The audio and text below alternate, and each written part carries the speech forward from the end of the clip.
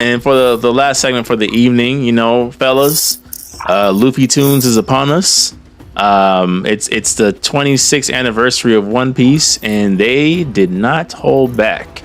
Late last night, for those who are unaware, the One Piece official page, they dropped everything. They dropped the One Piece live action TV show trailer for Netflix. They dropped the promo clip for Gear 5, aka Looney Tune Land Luffy. So now that we can talk about it freely because they're promoting it everywhere, like really get into it, Gear 5th. We talked about it, in passing outside of a video, but now it is officially here. Luffy's awakened fruit. That is, it's the warrior of liberation. It's not just the gum fruit anymore, and he has the power of his imagination. Yeah, I've seen the One Piece purists try to defend it the best that they can, right? I like it.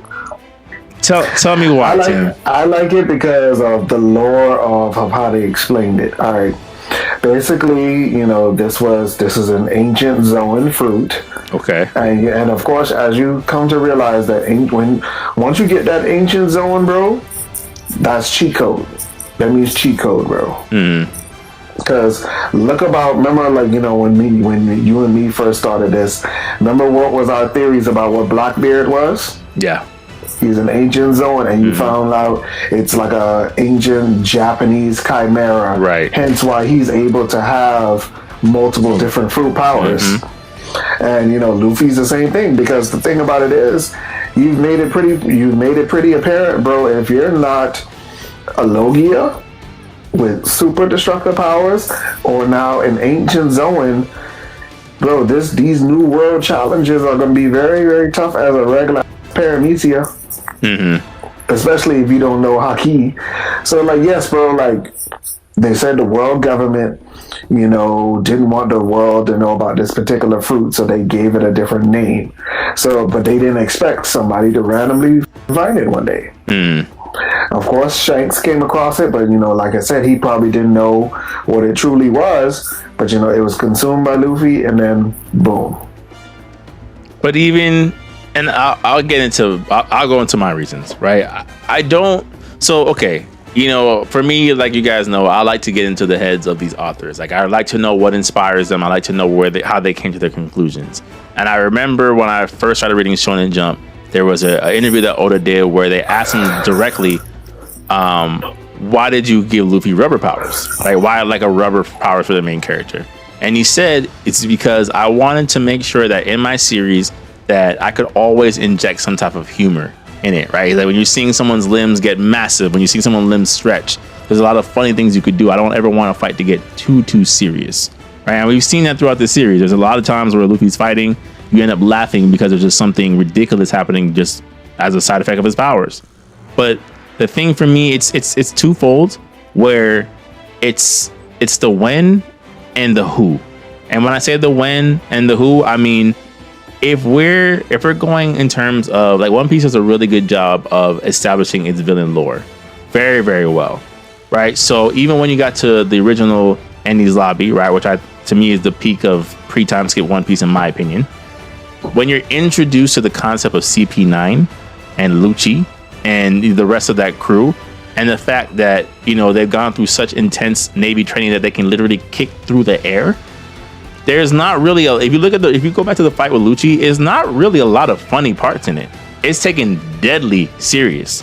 It's a very, very serious fight. I mean, obviously there's little jokes here and there, like Luffy turning tiny and trying to run away from Lucci, but they don't, they don't downplay who Lucci is. They don't downplay what he's capable of doing. And, other than knowing the rules of comic books, you're like, yo, he might kill Luffy. Like, Luffy might die here. Like, it was that intense. So then you go to Kaido, who Kaido is like, he's the emperor of all emperors, right? As far as where it's almost like in terms of the four emperors, like how do they rank compared to him? Not vice versa, right? This man jumps off of cliffs for fun, out of depression. You know what I'm saying? Like you've established him as like this insurmountable wall who one-shotted Luffy when they first interacted with each other. And you mean to tell me that the solution for him beating Kaido and fighting Kaido on equal terms is to stretch him out like a yo-yo, play skip to my Lou, eyes popping out the back of your head, your face taking the face of his mallet. You're able to turn yourself into a giant. You can shrink yourself. You know what I'm saying? Like, it to me, I'm like, it just felt like, and not going into too many more manga spoilers, but there's other fights with somebody whose name I won't mention where it's like the same thing. They turned the entire thing into a cartoon character fight. And it's like, how can I take this seriously? I can't take this seriously. I could. The way I look at it, bro, and this is how I guess a lot of it goes back to our big three conversations. You always need a transformation that has some form of pop of color in it. Super Saiyan with Deku was the cloak, the greenish cloak, and now look, you got white hair, goofy Bugs Bunny Luffy. Yeah, well, Jory, he's been Jory's been eye twitching, ready to let loose, and I'm sure as an artist, he he's been trying to find the words while we talk through it.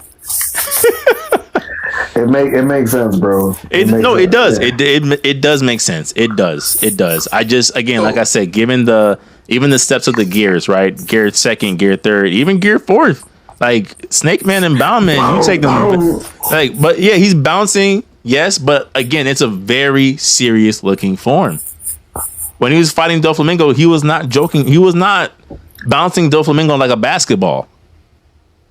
You know what I'm saying? Like, he was the bouncing one because he's rubber. That makes sense to me. But I'm like, the minute you turn Kaido, smacking his eyes out of his head, reaching, you know what I'm saying? Like, I'm like, this is, you could be the joke. I get it. You're the rubber man unbound. But the fact that part of his awakening power is that he can turn everybody else into rubber characters too. I'm not. Go ahead, George. Go ahead. Floor is yours. Yeah, like I just thought it was all I hear every time I see Luffy. Yeah.